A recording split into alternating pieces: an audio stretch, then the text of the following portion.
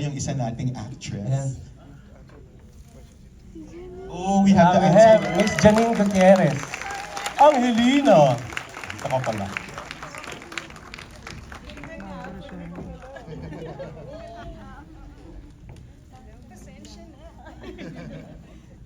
Sige lang.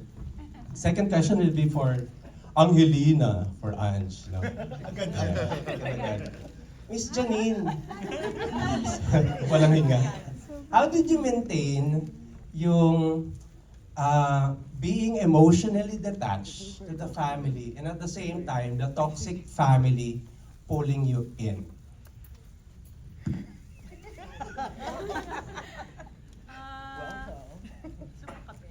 Sa tingin ko po, ano siya parang minsan meron tayong mga kamag-anak na as much as we try to detach from them, pilit tayong hinihila nung kung ano man ang trauma natin sa kanila or kung ano man ang atraso nila sa atin. So, Ange has been physically away for 20 years, pero all this time, present pa rin yung whether it's the traumas or yung absence nung pamilya niya sa buhay niya. So, talagang shaped siya by not having her mom with her, not having her tita with her, and can't escape So, parang yun yung mga Golgotha. Pinupulungan ulit ako ni Isabel. Parang may mga ganun talaga na kahit pilit mong tinatakasan ay parte pa rin ng pagkatao mo. Yeah, thank you, Miss Isobel and kay Miss Cherry Pie. Now, I saw you before in your award-winning performance sa Kaleldo. Medyo ganun din yung the character is also a lesbian. Is it right? So what's the difference between playing this role tsaka yung before sa Kaleldo, and how did you maintain yung motherly love, balance, tsaka toxic control? Well, yung sa Kaleldo kasi, it was more on mas out that she was a lesbian. Unlike kay Isabel is mas tago, parang ganon. But I think the very difference from the two characters is the core. You know, the role I played in Kaleldo was really, in nature, kind, yung normal, ganyan. Si Isabel kasi ang complicated, diba? Sorry. Ang complicated, actually may pagka-evil. Yung ganon. Complex. Very complex character. So, maraming difference. Plus, in Kaleldo, there wasn't really an engagement in terms of being a lesbian. It was more of her relationship towards her family. But ito kasi may engagement also with another partner, which I think that's where the complexity is also coming from. Diba? Yung madness niya, yung passion niya, yung love, tas yung escape. So, malaking difference. How about Miss Agot? Yung, ayan, mas yata yung pagiging maternal, no? Love, and yung toxic control niyo over your daughter. How did you navigate that role? Actually, parang si Mita, ang focus niya talaga si ego. So, parang si Ange, yes, anak ko siya, pero talagang yung love ko and everything, parang the cells of my body, naka-ego lahat. So, hindi ko talaga masyado, actually pinaalis namin siya. Pinaalis kasi nga she found out something about the family. So parang sinabi nung maternal and si Igo na parang alisin siya. So sa akin, okay lang, go. But then, when she came back, kaya nga wala masyadong maternal instinct na nag-kick in because that's not her. Hindi yun ang focus niya. Ang focus niya talaga yung asawa niya na ginago siya and all that. So, and then the house that has been, hindi siya gusto, di ba, nung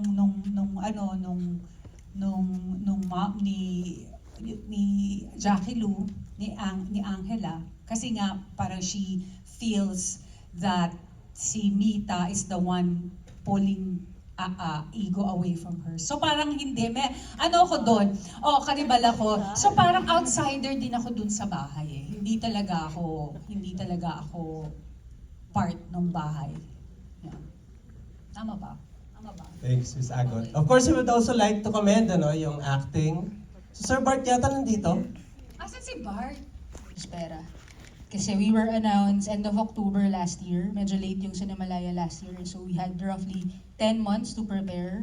Pre-prod and then prod. Aside from finding the house, yun na po yung huling-huling bahay talagang tinignan namin. We went to Bulacan, we went to Batangas, and then when we went to Quezon, yun na yung huli namin nakita. And yung mismong challenge of bringing everything to Tiaong is hard. Kasi ang daming components ng film. It's a horror film. So we had prosthetics, we had a lot of set designers and the crew. So medyo challenging po siya. We stayed there for 2 weeks. And yung mga artista po naming magagaling ay napaka-busy. Especially si Miss Janine na nag-tape din po sa Bacolod din Iloilo. So sobrang sinuwerte kami na meron siyang 2-week gap na saktong-sakto dun sa panahon na makapag-shoot kami. At enough time to edit din the film. So, ayun po. Anything else?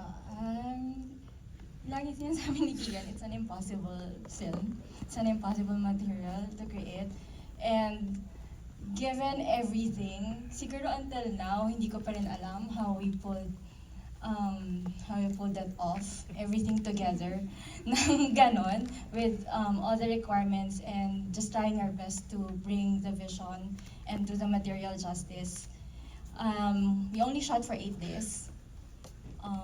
And kung ako, as a producer, and I didn't know that, I wouldn't believe kung sino man nagsabi nun that they only shot this film for 8 days. But we were lucky to have been blessed with great cast, great team, brilliant director. And I think if we had done this with a different set of cast, a different set of crew, different team, different director, we wouldn't have been able to pull it off. Yan, kay Miss Choi. Kay Direct Choi, no? I've seen a film directed by you na before. Feminist siya, pero it's something different, yung KTK7. Say yan, di ba? Yes. Yeah. Pero ito, it's something different, no? Pero here, you're not a director, but you're a cinematographer, no? So how did you adjust coming from directing a feminist film naman yung KTK7 to this one? Mag-iingat. Yung adjustment, I think the last time I did cinematography was 2 years ago or more. Personally, the for me, the hard part was really figuring out the schedule. For me, kasi nga I'm also doing directing works outside. So, pero kasi nung nabasa ko na yung script, wala eh. So parang I was thinking parang what would I feel if I didn't do this, if I won't accept the project. So hindi pala masaya. So tinanggap ko na yung project. Of course, it's my main goal, managing naman a department, hindi naman ganun kalayo from directing, right? Medyo iba lang yung scope. But I think getting into a certain flow, specifically for this film, that's what I was super worried about. Na because of so many things personally nangyayari for me with other work, I might not be in time pagpasok ko sa project, sa shoot. Kasi it needs to go, it's a certain flow na para kailangan ko sabayan with other creatives, the actors, the designers, si Direk. So parang yun yung focal point ko as I was entering the project. And thankful naman ako kasi everyone was very helpful. The whole department, of course the lighting and camera department. Andito ata sila Hana. Ayun, one of our camera operators din. So, very thankful, of course, kay Direk for giving me the opportunity to also light this one. Do I have other questions? Let's open the floor no, to the audience for mga 2 to 3 questions. Anyone? Ano raw? Inspirational writing. Rinig na rinig siya sa amin. Ang inspiration ko po. In 2021,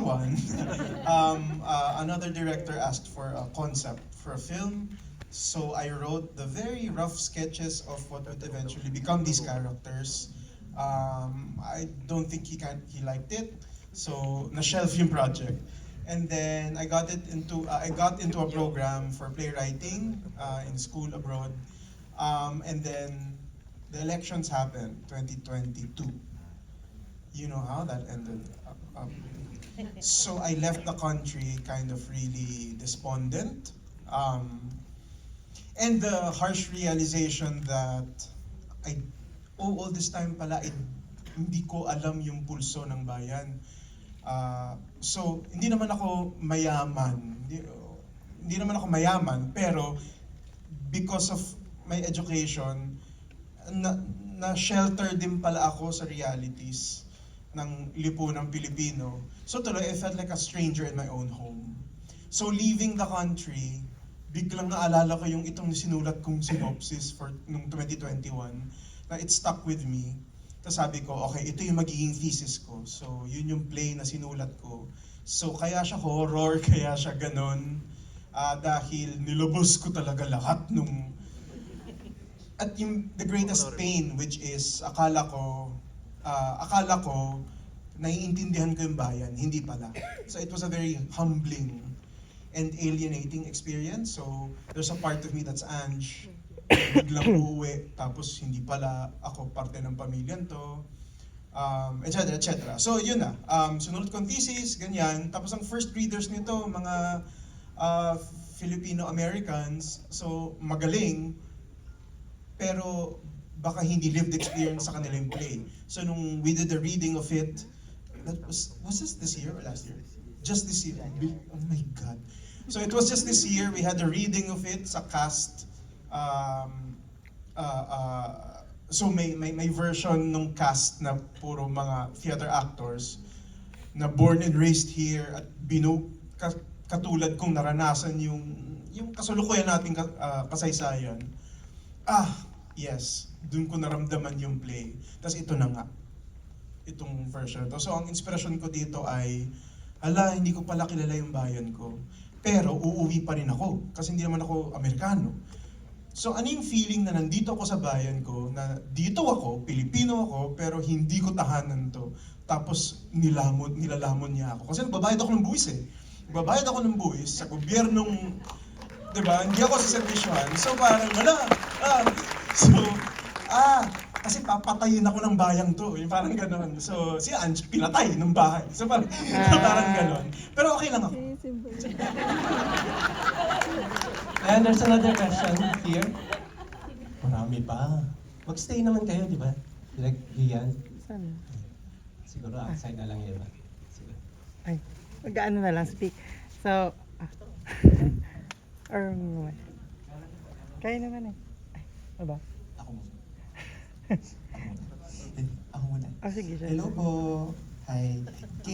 Sir, na-mention mo na hindi mo napulsuhan yung bayan, pero ngayon pulsong-pulso mo na pa dahil positive reviews po yung nakikita natin sa social media. How do you feel about it po?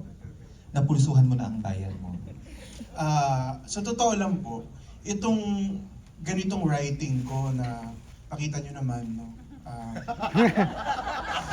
Dark, tapos parang okay ka lang bagilan. Medyo hindi na po ako ganyan magsulat ngayon. Yeah. Kasi natutuhan ko na kung totoo nga tama yung napulsuhan ko ng bayan, para ngayon ay panahong makinig, magpakumbaba at mag-observe at kumilos pa rin, pero baka may kailangan pa akong intindihin. So recently yung mga works ko tungkol sa pamilya, medyo private lives, hindi na masyadong political. Tapos, ito nga, magpa-plug na ako, no? So sa Biyernes, magbubukas ang isang play na sinulat ko tungkol sa young love. Ganyan na. Yan sinusulat ko.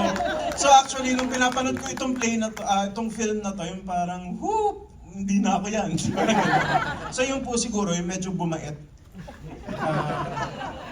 Ako naman siguro reaction lang doon sa reviews. At marami doon ay mindfuck, grabe, baliw silang lahat sa bahay na to. At siguro ako, napapaisip ako, kung dyan nababaliw tayo, paano pa dun sa nangyayari sa labas? At doon dapat talaga tayo masuka. Doon dapat talaga tayo magalit. Kasi yun yung totoong pagalit. So, yun ang aking reaction. Okay, so dito na rin po yung question kay Miss Janine, kay Ma'am Cherry Pie, and kay Miss Atot.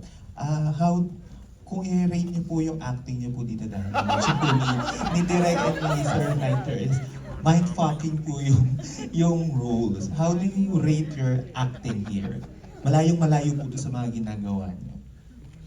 Parang hindi ginagawa yun.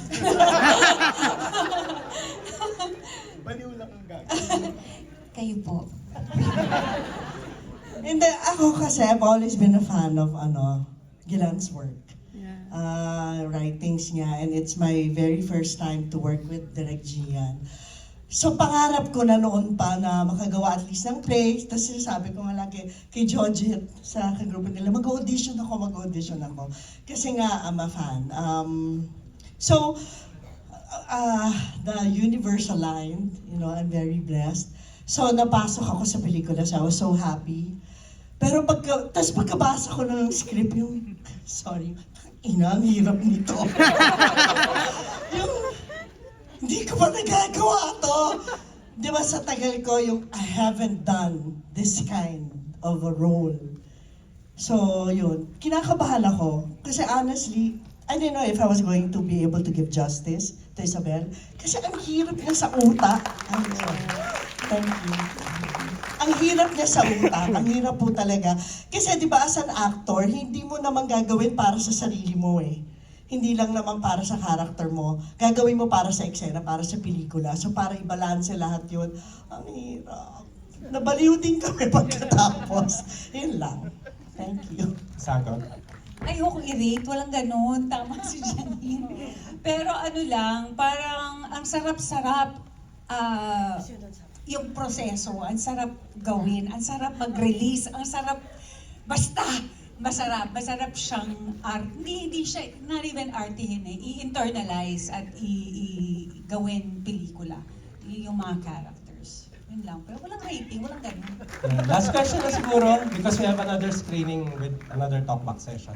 Ang finale. Pakilala na. Hi po, my name is Vito from VTalks. I review films, theater, and arts. So yeah, I'm such a fan of Direk Gilan, yung mga theater niya, and Sir Gian din. So congratulations po to everyone. Out of 6 na napanood ko, ito yung pinaka-the best ko for me ngayon. So congratulations po. Grabe.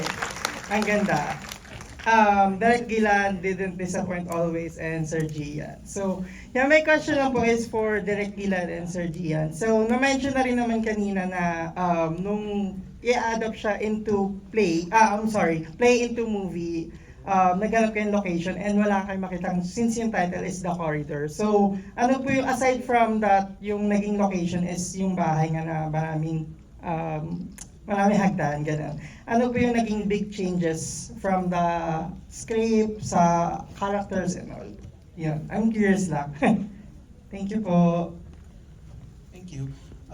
Medyo technical yung changes kasi as in literal na nag-tour kami, tapos art kami ni Gian. Uy, dito eksena. Ay, ganda. Uy, may spirit yung lugar, parang yung aura ng lugar, parang may mga multo dito ah. So, umupo kami doon sa dining table, haba nun, di ba? Tapos, naglabas kami ng script, tapos sa likod ng script, yung blank page, drenowing namin yung bahay. Kasi sabi ko, kailangan kong maalala, tapos dito madadaan sa picture-picture. So, tinulungan ako ni Gian, i-sketch yung bahay. Tapos, nang nakalatag na yung bahay, lahat ng floors, ganyan, para kami interior designers. Pag uwi ko, sabi ni Gian, ayan, ito deadline mo, kailangan mo na i-revise. So, nasa bahay ako, tapos tinignan ko yung papel. So literal na dinodrawingan ko yun na parang sa basketball. Alam mo yung coach, ginaganon yung characters. Ginaganon ko, dito papasok si Ange. Pupunta siya dito, ganyan. Tapos tatawag sa akin si Kian. Hindi, pwede. Yung kwarto ni ganito, dapat nandito na. Sige. So napaka-technical niya for me. Hindi pa siya magical na experience. Nasa ano siya na parang, okay, ito na. So, ikaw, Hindi, ako, I think really it was mostly problem solving. And yun yung pinag-uusapan namin kanina. The things that came out that were not in the play were things that we discovered had to be, So halimbawa, bukod sa nandun yung bahay, I felt like, parang totoong maramdaman na sakal siya, ay kailangan mo makahinga sa dulo. So naghanap kami ng eksena sa labas ng bahay. And we were thinking of many different options. Sabi ko, pwede nating ilagay yung piano sa ilog. Pwede nating ilagay yung piano sa dagat. Pwede nating ilagay yung piano sa field. Tapos sabi niya, yes, fields, fields, fields. So nung nasulat na yung fields, edi isulat mo ngayon yung monologue na pumipikit-pikit. Anong namimiss mo? Fields. So parang nagkaroon kami ng mga ganong batuhan na parang iniisip namin kung paano kami makakalabas din dun sa bahay. Kasi meron siyang kailangang hinga. So yun, mga problem solving. Or ito, wala na talagang corridors. So, wala nang paulit-ulit. Meron lang tayong attic door. So, we'll use the attic stairs. So, really subjecting yourself na kakampi mo yung bahay. Hindi siya nagbibigay ng problema sa iyo. Pinapakita niya sa iyo kung paano dapat gawin yung pelikula. And I think that's for everything else in the film, not just the house. No? Parang it's really allowing yourself to collaborate with everyone. So, I'm very glad for that collaboration. Congratulations, Direk Gian and team. No? Any final message or insights to share to our audience? Kami po ay mga raketista, so magpapromote lang po kami. Ako rin po ay nagde-direct ng isang musical, very life-affirming po, promise. Sa Ateneo de Manila High School, August 14, 15, 21 to 23, 28 to 30, Sinta, 50th anniversary production po. The longest running musical in the Philippines, Sinta, by Onofre Pagsanghan. So hanggang August 30 naman po siya. So please watch. Si Gilan din po ay merong play sa Ateneo din. Ang pamagat po niya, mga binago ng araw. Siya nga po ako, hindi ko alam yung mga petsa. So, it's this weekend and next weekend po siya. 2 weekends lang. Promise, tungkol po siya sa young love. Wala pong umiihi sa manok. Wala pong incest. So, promote. Miss Janine? Miss Pai? Kaya naman mag-promote dito. Ano na lang? Sige. Hindi, naiya ako. Ako may pa-promote. Bukas po, GGG sa Netflix. Yan. Pero spread the word. Spread the word. Hindi pa naman talaga sold out, so dapat mapanood lahat. Thank you. Maraming salamat lang po talaga kasi ramdam namin yung suporta nyo in person at online. Parang madami talagang excited about Cinemalaya this year. So super happy kami dahil parte yung mag-iina sa pinag-uusapan. And for your time, despite the rain, sobrang bumabagyo, baka dapat mag-extend pa tayo ng 1 week, no? Kasi umulan na, but thank you so much. At sabi nga ng Cinemalaya, vote! Ihulog po ninyo ang inyong ticket sa labas. Yan. Thank you very much.